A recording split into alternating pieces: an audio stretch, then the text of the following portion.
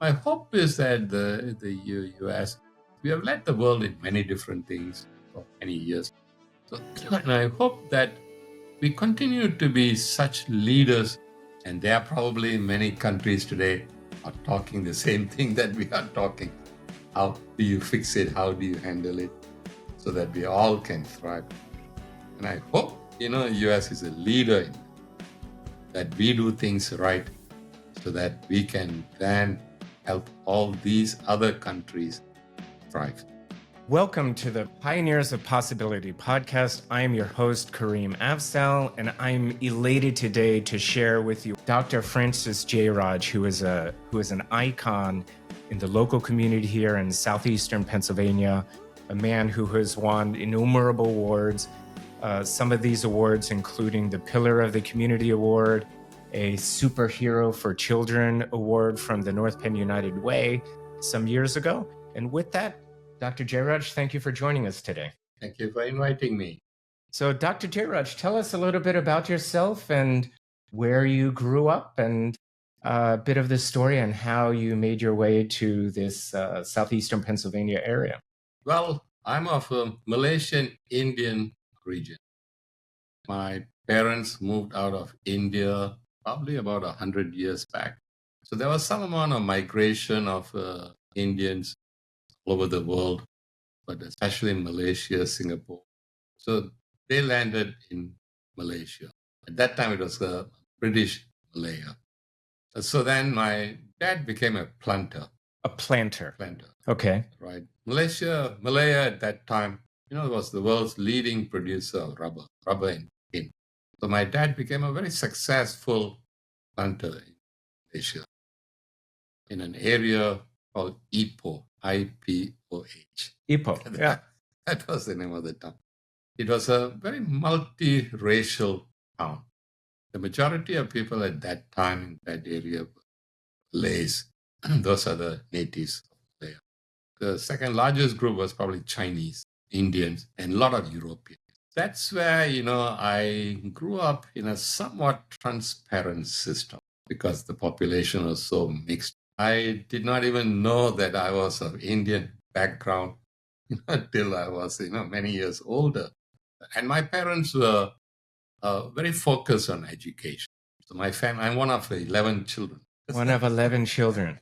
Bless your parents. And my parents made sure that, all of us are well educated, all of us went to college, which was remarkable, at that time. At that time, Malaysia was becoming independent. So the Malaysian government was trying to Malayanize a lot of jobs. Most of the doctors, teachers, prominent jobs were all British. But when Malaysia became independent, they wanted to replace all these people with the Malaysians.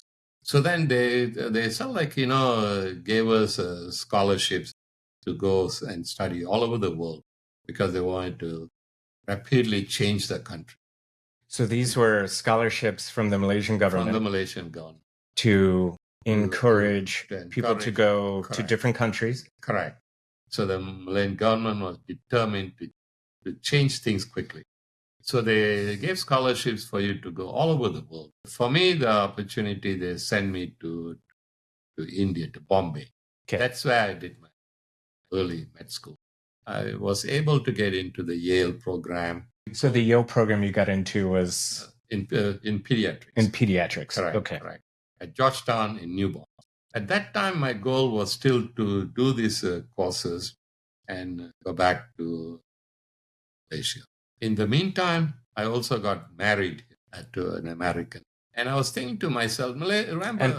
And what was your parents' reaction to that? Initially, parents were not quite happy. But once they met her, everything changed. Because Karen is such a nice, easy kind of a person. And she adhered to all of that. So they actually thought she was like a doll. See? And just young, cute, outgoing. So that's she had, so it warmed up very quickly. So before we get back, was Karen the first American person that they had met? No. Okay. See, remember in Malaya, yes, the town where I grew up, it was the center of tin mining. It was the center of yes. a rubber plantation.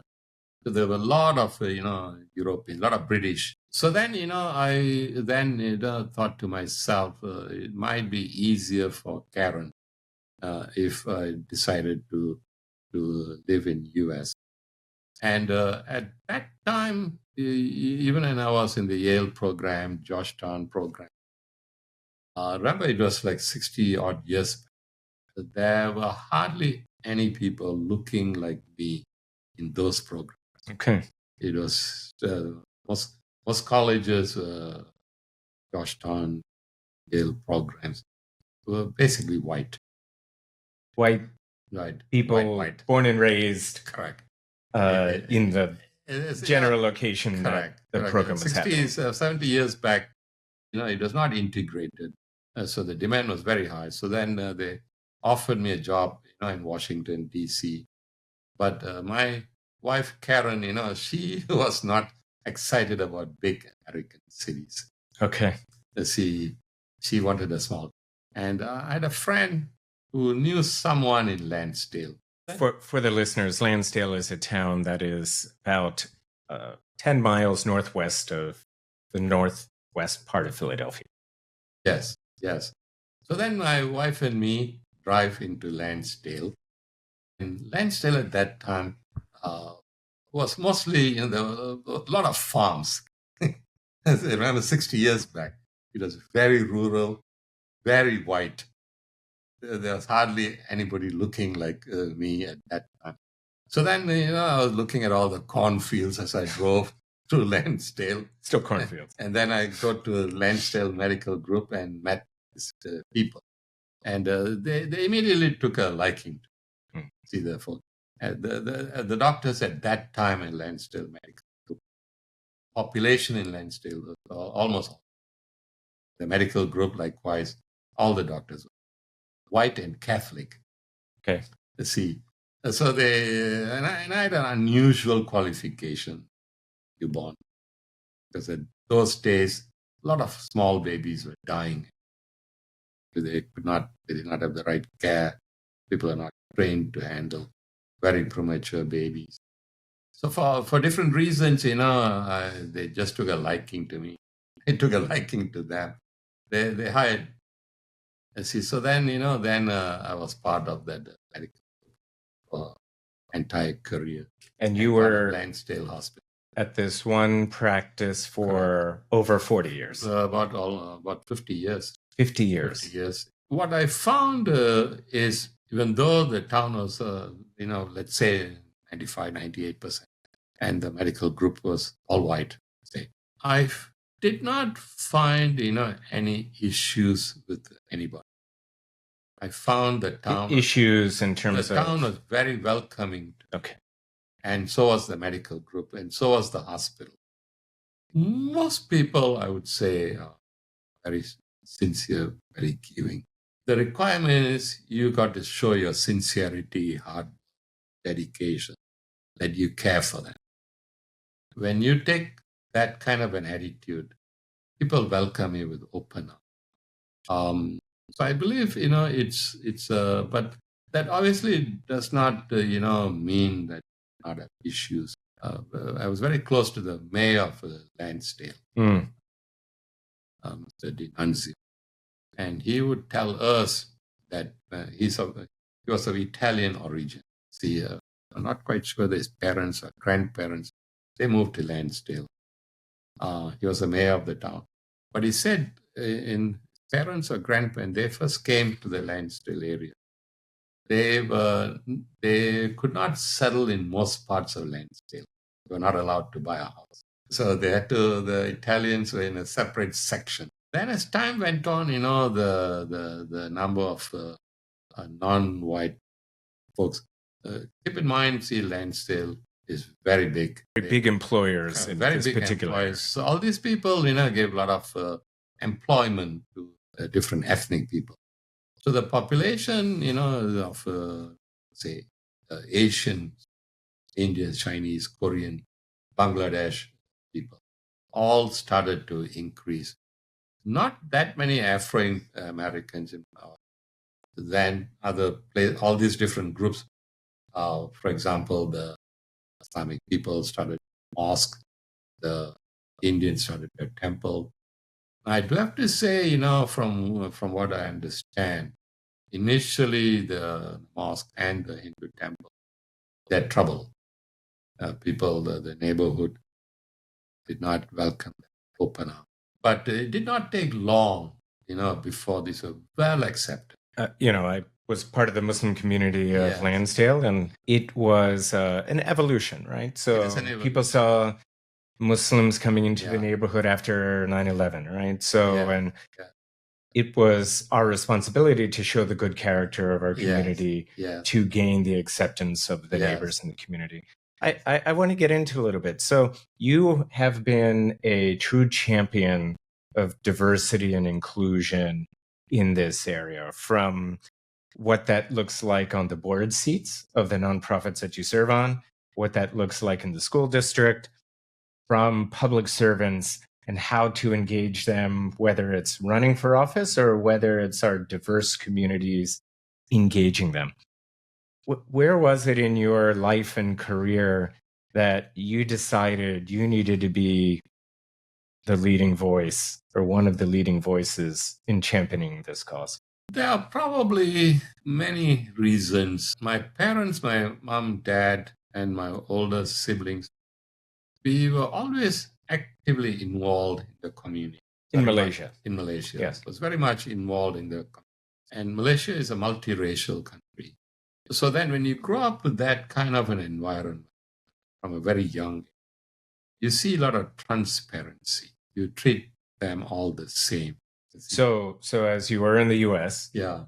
and you had this experience back Correct. home, you wanted to, Yes. if I may, try to recreate that experience here. Yeah. I saw that there was a deep division between whites and non-whites, especially Afro-Americans.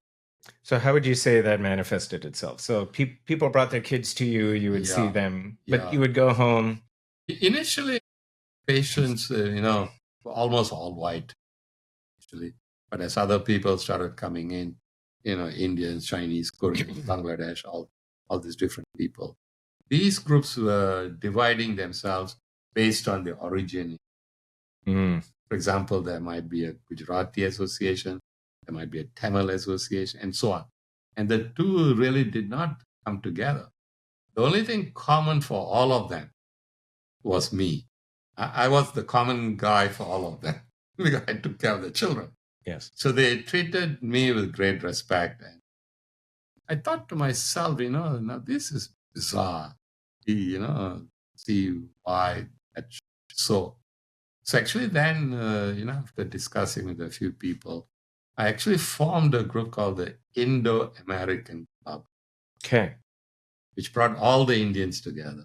And initially, some people told me, you're making the biggest mistake.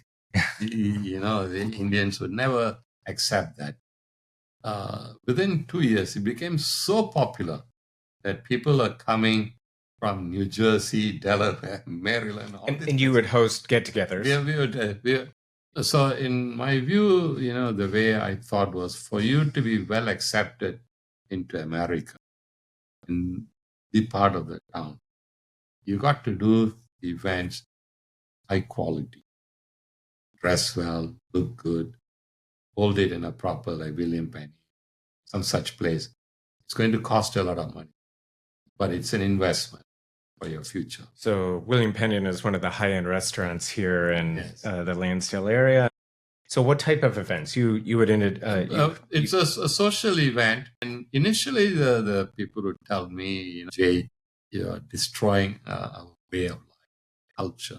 Destroying your way, I mean, that's a very strong statement. Yes. So, and that you say is attributable to sort of the internal tensions from somebody from, say, Tamil to Gujarati. Correct. So then my answer to them... And would they just not come? No. Or would they come and complain? No. So then, and also, when you do it at the William Penny Inn, it'll be very expensive. Even at that time, it would be, let's say, $30 per head. Compared to when you do in the church basement, it might be $3. And this is in the 70s? Yeah, we're talking a while back.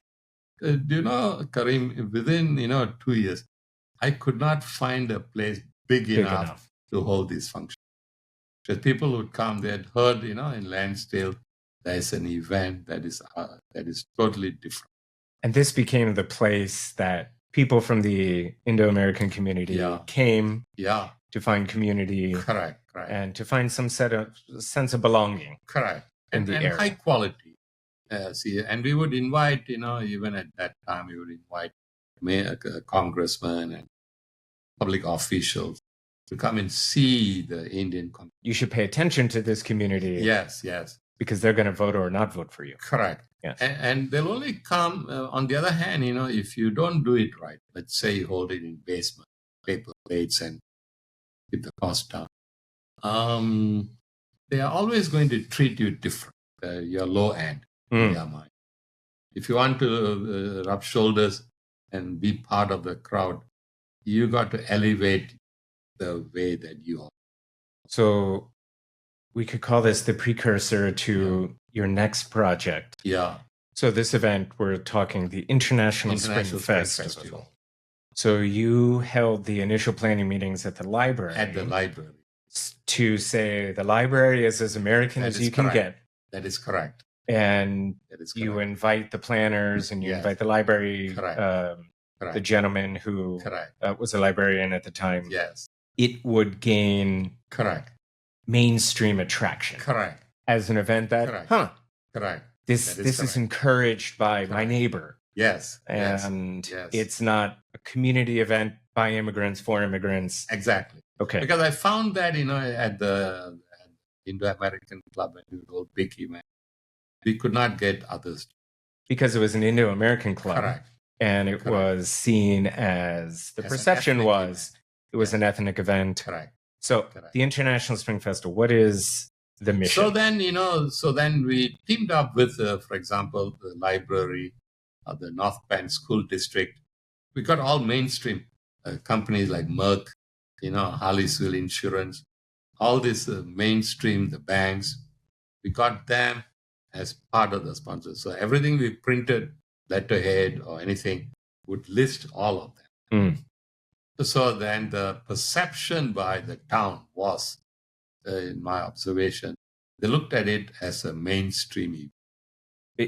If you were to sum up in one sentence what the Spring Festival's mission is. The mission is to bring the entire town together as one country, one people, one town.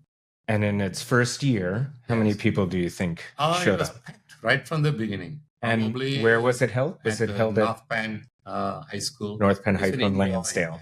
You have what? International tables that communicate Bangladesh to this is Bangladesh's capital, these clothes we wear. Yeah. You share food. Yes, international food, international arts and craft, international entertainment from all over the world. You probably would not, even if you paid $100, you would not see such a diverse group of people doing a diverse entertainment. And it's all free. And it's high quality. And it's very high quality. So as you said before, the level of quality really attracts a much broader base. Yeah, it's today, it's it has a reputation of being the largest multicultural festival in the state of Pennsylvania. And I can People attest. come from far and wide. The governor, Governor Shapiro, has been coming to the festival for a long time. So people come, dignitaries come from all over the place with the kind of entertainment, the food. We have a very large children's activities. So there's something for everybody. There's a senior, the health clinic, the health area, health and wellness clinic is huge. Actually, each part of what we do, there are, let's say 7, 8 different things that we do. Each one can be a festival by itself. It can. It is so big. It's actually competitive to get in to participate because the demand is very high. I can very much attest that the Spring Festival is the place to be seen in this community, right? Yeah. Not only the production Yeah. of the songs and dances Mhm. and the multicultural Mhm. artistry that happens Yeah. here Yeah. is really Yeah. belongs on Yeah. Broad Street. It belongs Mhm. on Broadway. And politicians and the public servants Yeah. really want Yeah. to be seen here because Yes. it's a Yes. place that they Yes. could meet everybody in the Yeah. community, Yeah. whether it's from a diverse background or Mhm. not, Mhm. and address Mhm. people where they're at as they Yeah. come in. U.S. In my judgment, is still an evolving country. It's still an evolving country, but my observation is, the country on the whole, we do let in people from all over the world. Like, for example, in North Penn School District, I'm told there are about 85 different languages, so which is very wide. And when we walk around the schools of the North Penn Yes. School District, the Yeah. signs are in about 5 languages, Yeah. right? So Yeah. it's Spanish, Yeah. Bangla, Yeah. Bangladeshi, Yeah. Korean, Yeah. Probably Hindi, Mandarin, probably. yes, and Yes. Mandarin. Mhm. So then, when you have all these different people coming in. So let's talk about that. So you have really made it a huge part of your life's work to encourage the community, number one, to run for office, number two, to participate in the electoral process, whether it's voting or whether it's engaging our public officials so that they hear our voice, bipartisan way, whether you're Republican or Democrat or independent, you engage everybody. So talk a bit about your championship of this. I don't necessarily like to use the word crusader, but you really are a crusader for this. Well into your retirement, you are encouraging people, young and old, to engage your public officials. Well, Let's talk about that. I'm very lucky that I have great people like your dad, Mr. Said Afzal, people like George Whitehair, and many others, that we have found it important that we need to spend some time to help grow this town, this area, this country. To me as a pediatrician, it's like you adopting a child. Let's say you have 2 children before, and you adopt another. That new child, the adopted child, must feel he or she belongs to your family. And you have to treat all 3 children exactly the same. You cannot treat the adopted child as something less.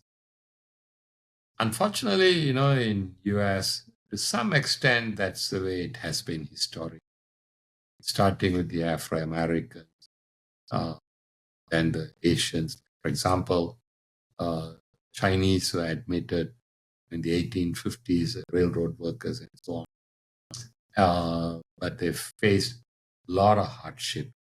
And I believe in 1882, there was the Chinese Exclusion Act. Yeah. There was so much of violence against them. Not till about, 1964, Civil Rights Act, was things made somewhat transparent by law. My hope is that, through things like the International Festival, I know North Penn School District is taking a lot of steps to see how we can bring all children together. And my view is it's not going to happen spontaneously. And also from what I can see, from the current administration, they are in fact dismantling, some of the projects that have been done for a long time. And they consider that actually as against the law, which I don't understand. You're talking diversity and inclusion Yes, policies yes, in the federal government. I don't understand, it'll be my view that perhaps they don't really understand America today. And if we are in a very competitive world, we have things like China and India and Southeast Asian nations. They are going to be formidable competitors for us. And so then my logic is, so we have to face all these issues. And a lot of statistics that we can quote that says we are deteriorating in terms of educational standards, healthcare quality, interaction among races. So it appears to me we might be addressing the wrong things instead of focusing on some of these. But you have hope. I'm optimistic. So then our hope is that, we are going to continue the kind of work that we are doing, whether it is through, Bullbuck International, National Spring Festival, and other individual, George Che, is also trying to bring, all the different people together. And George Che. George Che is a Korean, and he's the CEO of an organization called the Jae Foundation. Dr. Jae again, was a Korean freedom fighter in Korea, came to US many, many years back. He was a physician. And he, even many years back, of course, he could not see any white patients at the time that he came in because that was against the law.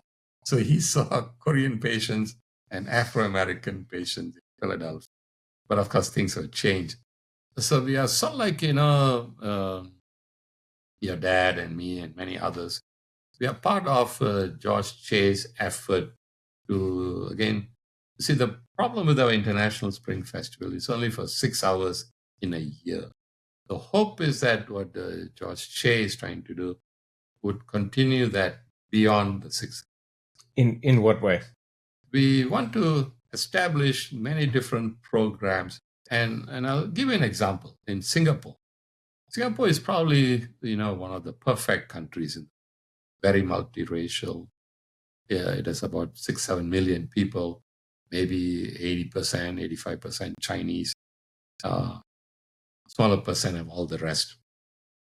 Mr. Lee Kuan Yew, who was the founder of Singapore, decided for Singapore to succeed in the world, you must have a determined, organized plan that everybody wants to be proud of being Singaporean and feels wanted.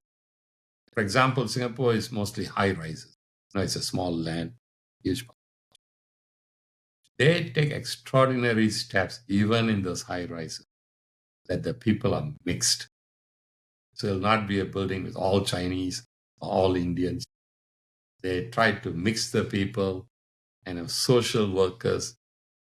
See, unfortunately, in US, my observation is, yes, we are very generous, letting a lot of people in, but we do not plan their future.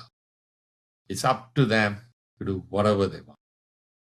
So it's a very haphazard kind of thing. A lot of the problems that we have, like, for example,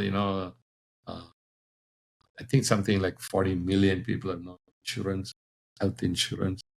See, so where do they go for care? To rephrase it a different way, and you could say if I'm getting this wrong, but we almost have an integration issue. Yes. And yes, we worked on some bigger issues of integration in the civil rights era, but we still have gentrification. We still have the separation of classes, and the social safety net for the highly marginalized is not strong enough in order to raise most boats all of the time. That gap between rich and poor and is growing.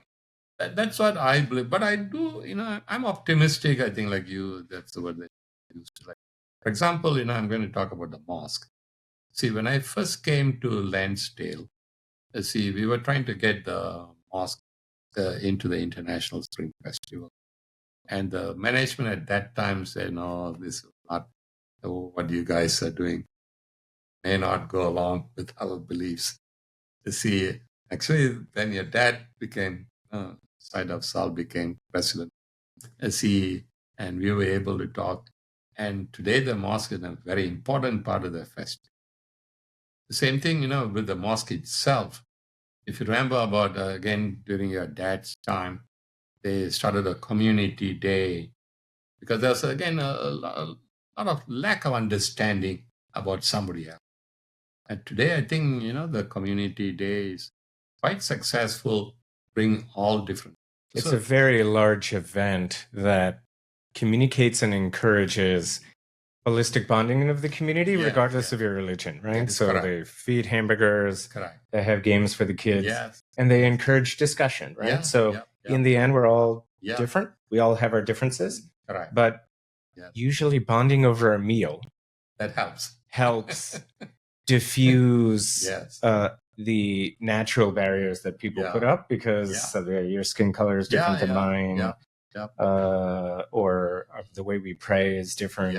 But in the end, as I've traveled the world, most people want safety for their families and kids, the ability to work and be a productive member of society, to provide for their families and educate their children.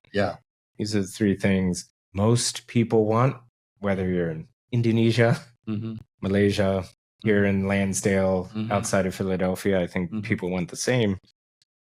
And that's what Community Day does, and that's also what the Spring Festival does. Yeah, I think we all are, in a way, trying to do the same. And my hope is that the U.S., we have led the world in many different things for many years. So, and I hope that we continue to be such leaders, and there are probably many countries today are talking the same thing that we are talking. How do you fix it? How do you handle it? So that we all can thrive. And I hope, U.S. is a leader in that we do things right so that we can then help all these other countries thrive. Dr. Jeyaraj, you are an inspiration to people throughout this community, throughout this state. And I hope that by our listeners around the world hear your story, they get the energy within themselves to share a bit of themselves with their communities, that we can spread ourselves in understanding. It's not up to my neighbor to understand who I am. It's up to me to communicate the good values that I bring to the table and that I want for society. And that's how we change our plight. What are the takeaways you want to pass on to the next generation? Be optimistic. There are challenges, there's no question about it, especially with AI coming and leaders all over the world for whatever reason. I do find leaders in many countries who are very challenging with the views that are not traditional. But in spite of that, be positive, do your part. It's a changing world. Communicate with each other, work with each other, volunteer, because all these things are, very, very often non-paying. Be bold and be prepared to spend part of your time bringing people together. It'll pay off. It'll pay off. One thing that I would also like to share from my experience with you is that local service makes a difference. Very much so. I do believe some, emphasis has to be that, yes, we all come from many different countries, but don't just be satisfied doing a job, your family. Of course, those are topmost. Be part of the community, get involved, volunteer, like what you just said, listed some people. And we want to see more people volunteering, be part of the community, be visible, don't isolate yourself. We all have a responsibility to raise up our communities, and we could do that through local and then work our way outwards. Our national situation will change if our local power is stronger. It does show, I was pleasantly surprised, if you remember the last British Prime Minister was of Indian origin. Yeah. The last Irish Prime Minister was also of, Indian origin. So it does tell me that, across the world, these things are happening. It'll happen here in the U.S. soon. At some point, New York City may have the first South Asian and first Muslim mayor. So in New York City. It's going to happen. So Hasn't happened yet. So that gives a lot of optimism. It does. There's no doubt there are challenges, but there's also a lot of optimism. With that optimism, I want to thank Dr. Jeyaraj for joining us on this week's podcast. Truly, he is an inspiration to us here in southeastern Pennsylvania, and I now hope you throughout the world. With that, thank you, Dr. Jeyaraj. Thank you very much for inviting me. This show's been produced by Danny Vagnoni, with music created and written by the artist known as Sahari, with artwork produced by Laila Afzal. I'm your host, Kareem Afzal. See you next time.